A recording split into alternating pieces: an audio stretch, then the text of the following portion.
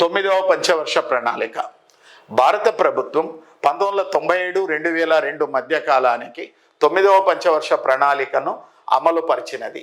ఈ ప్రణాళికను సూచనాత్మక ప్రణాళికగా ఎల్పిజి నమూనాతో అప్పటి ప్రణాళికా సంఘపు ఉపాధ్యక్షుడు రచించడం జరిగింది. ఈ ప్రణాళికా కాలంలో లక్ష్యాలను ప్రణాళికల యొక్క ఉమ్మడి ఆర్థిక సామాజిక లక్ష్యాలకు అనుగుణముగా 1997 నాడు దేశము ముందున్నటువంటి ఆర్థిక సవాళ్లను బట్టి నిర్ణయించినారు. 9వ పంచవర్ష ప్రణాళికలో ప్రతి సంవత్సరం జాతీయ ఆదాయంలో 6.5% వృద్ధి రేటును సాధించాలని లక్ష్యముగా పెట్టుకున్నారు.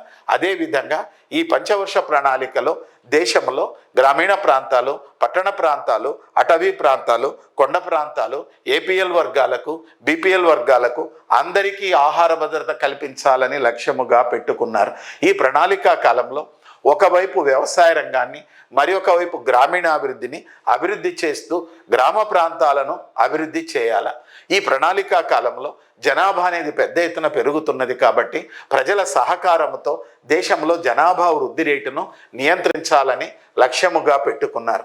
పంచాయతీరాజ్ వ్యవస్థను బలోపేతం చేసి ఈ పంచాయతీరాజ్ వ్యవస్థలో ప్రజలకు భాగస్వామ్యాన్ని కల్పించాలని లక్ష్యంగా పెట్టుకున్నారు.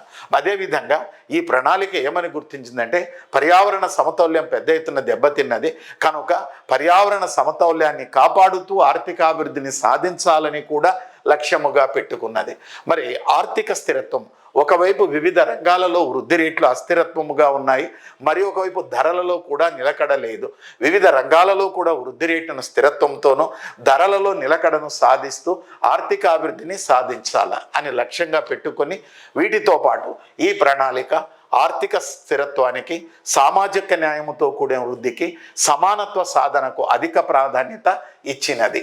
ఈ ప్రణాళికా కాలంలోని లక్ష్యాలను ప్రాధాన్యతలను సాధించాలంటే ప్రభుత్వ రంగంలోను ప్రైవేట్ రంగంలో 1997-2002 మధ్య కాలంలో సుమారు 23 లక్షల కోట్లు పెట్టుబడిగా పెట్టాలని ప్రణాళికా సంఘం అంచనా వేసింది. ఈ 23 లక్షల కోట్లలో దాదాపు 63% నిధులను 63%